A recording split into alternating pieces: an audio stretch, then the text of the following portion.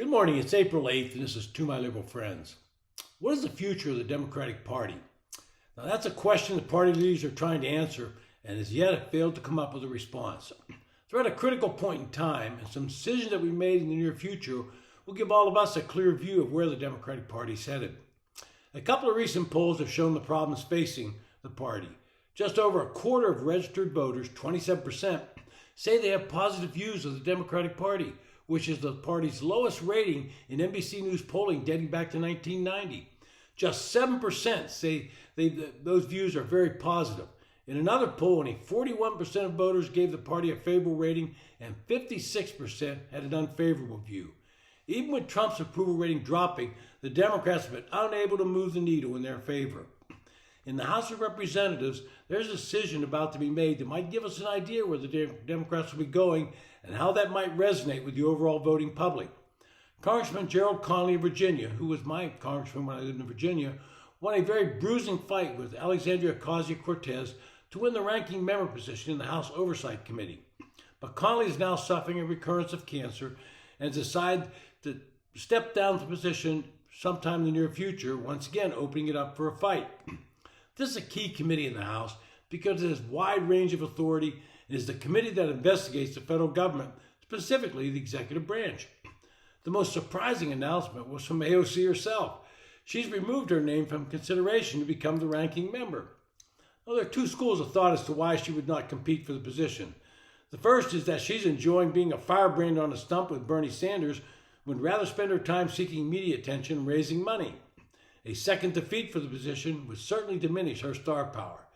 The second theory is that she's going to focus on gearing up to run against current Senate Majority Leader Chuck Schumer for the Senate seat in New York, or even for the 2028 Democratic nomination for the presidency.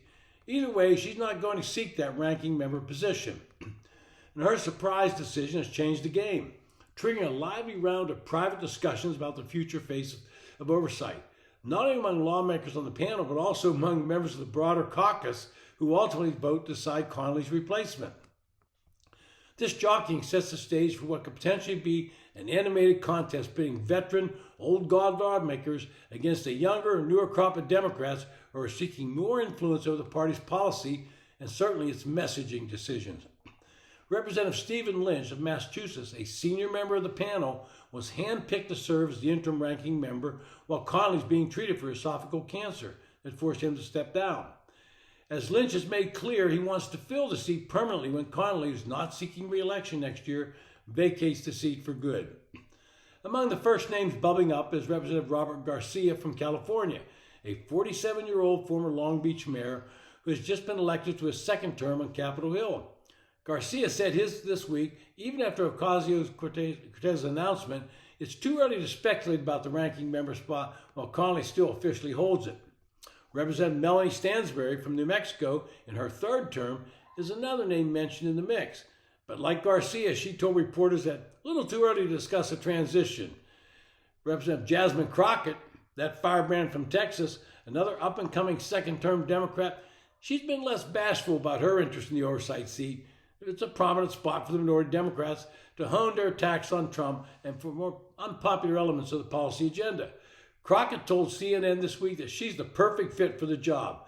Quoting her, she said, "I don't know that I'm the future of the Democratic Party, but I do know in this moment we need people that are unafraid and willing to go after this administration for the good of the entire country. And I think that's an opportunity that I would have sitting as the ranker on oversight," end quote. And that's the fight that will be the key to the future of the Democratic Party. Will they try to move toward the center to appeal to suburban and rural voters, or will they go hard left and appease their left-wing base? Lynch and Garcia would be the more moderate Democrats go to fill the position. Stansbury would be more to the left, and Crockett would move to the hard left. She would use the position to boost her popularity among ultra-liberal voters, and we would probably see a lot more F-bombs dropped in her ratings. From my perspective, I hope they choose someone like Crockett. It will show the American public that the Democratic Party is continuing to move left, and any idea they would represent middle America would be totally gone. She will interject race into every issue, which has been her mantra so far in Congress, and further divide the nation. Crockett would be an ally of AOC in her bid for higher office, and she would do the bidding of the Progressive Caucus. For Republicans, this would be a win, and for Democrats, it would be a loss over the long run. This has been To My Liberal Friends. Thanks for listening.